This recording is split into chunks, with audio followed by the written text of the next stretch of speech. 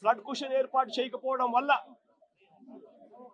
ఆ నీళ్లు పై నుంచి వచ్చే నీళ్లు కింద పులిచింతల కింద దిగువన వచ్చే నీళ్లు ఈ రెండు నీళ్లు కలిసి ఒక ప్రళయంగా ఏర్పడి చివరికి బుడమేరును కూడా కృష్ణానదికి పోవాల్సిన బుడమేరును కూడా తన ఇంటిని రక్షించుకునేందుకు బుడమేరులో కూడా అర్ధరాత్రి దాటిన తర్వాత ప్రజలకు నోటీస్ ఇవ్వకుండా ప్రజలకు సమాచారం ఇవ్వకుండా బుడమేరులో గేట్లను కూడా ఎత్తేసి విజయవాడలోకి దీన్ని పూర్తిగా పంపించడం జరిగింది. నేను అడుగుతా ఉన్నా, చంద్రబాబు నాయుడు చేసిన ఈ దుశ్చర్యకు, చంద్రబాబు నాయుడు చేసిన ఈ తప్పుడు పనికి ఏకంగా 60 మంది పైచిలకు చనిపోయినారు. ఇంకా ఎక్కువ మంది చనిపోయి ఉండొచ్చు. రిపోర్ట్లు వస్తా ఉన్నాయి. ఈ 60 మంది ఇంతకు ముందు ఎప్పుడైనా తుఫాను వచ్చినప్పుడు 60 మంది చనిపోయిన ఘటన ఎప్పుడైనా మనం చూసామా? 60 మంది ఏకంగా పైన మనుషులు చనిపోతే ఇది చంద్రబాబు నాయుడు చేసిన తప్పిదం కాదా? చంద్రబాబు నాయుడు మీద కేసు చంద్రబాబు నాయుడు గారి మీద నెగ్లిజెన్స్ కేసు అనేది ఎందుకు నమోదు చేయకూడదు అని అడుగుతా ఉన్నా. చంద్రబాబు నాయుడు గారు అనే వ్యక్తి వల్ల 60 మంది చనిపోయిన తర్వాత పైన ఫ్లడ్ కుషన్ పెట్టకపోవడం వల్ల, రిలీఫ్ క్యాంపులు ఏర్పాటు చేయకపోవడం వల్ల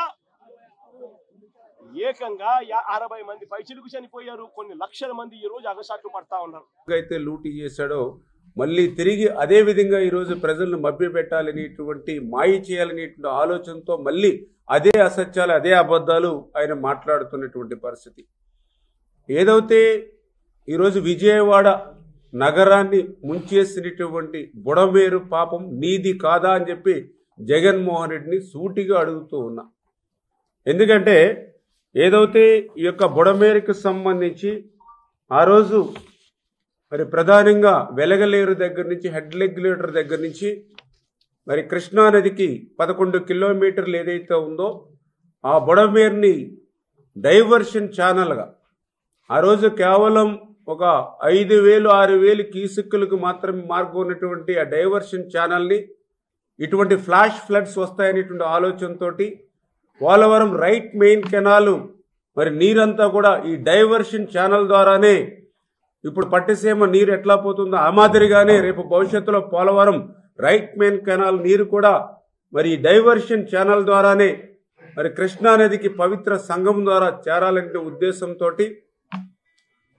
మరి ఏదైతే 37,500 క్యూసెక్కుల నీరు సామర్థ్యం కలిగేటువంటి విధంగా ఆ బుడమేరు ఏదైతే డైవర్షన్ ఛానల్ని ఎక్స్టెండ్ చేయడానికి, అదేవిధంగా ఏదైతే లైనింగ్ చేయడానికి ఆ రోజు చంద్రబాబు నాయుడు గారు 2014లో మరి ఆయన నిజంగా 464 కోట్లు ఏదైతే జీవో నెంబర్ 638 638 జీవో తోటి 2014 9/10/2014 సంవత్సరం 464 కోట్లు ఏదైతే లైనింగ్కి అదేవిధంగా ఎక్స్టెన్స్కి ఆ రోజు చంద్రబాబు నాయుడు గారు అధికారంలోకి వచ్చినటువంటి మరుక్షణమే బుడమేరుని ఎక్స్టెన్షన్ చేయాలి అనేటువంటి ఆలోచనతో ఆ రోజు జీవో ఇచ్చి టెండర్లు పిలిచి 3 ఏజెన్సీలు వచ్చి ఆ రోజు 5 సంవత్సరాల్లో మరి 70-80% పనులు చేస్తే మిగిలినటువంటి బ్యాలెన్స్ పనులు కూడా మరి ఆ రోజు 13 మరి ఏదైతే 3/2019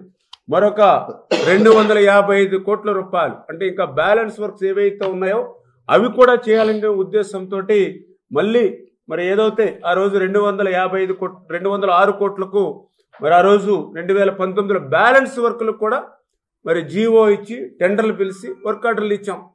మరి నేను అడుగుతూ ఉన్నా జగన్మోహన్ రెడ్డిని, మరి తర్వాత 2019లో నువ్వు అధికారంలోకి వచ్చిన తర్వాత మరి 5 సంవత్సరాలలో మరి కనీసం ఎందుకు ఒక్క ₹1 పని ఆ యొక్క డైవర్షన్ ఛానల్లో చేయలేదు? నీ 5 సంవత్సరాల పాలనలో ఒక్క తట్ట మట్టి ఆ బుడమేరులో ఎందుకు పని చేయలేదు? ఒక్క అరబస్తా సిమెంటు ఎందుకు ఆ డైవర్షన్ ఛానల్లో చేయలేదు? అంటే 5 సంవత్సరాల్లో ఏదైతే ఆ బ్యాలెన్స్ పనులు నువ్వు కొత్తగా నిధులు తీసుకురావక్కర్లా, కొత్తగా శాంక్షన్లు ఇవ్వక్కర్లా.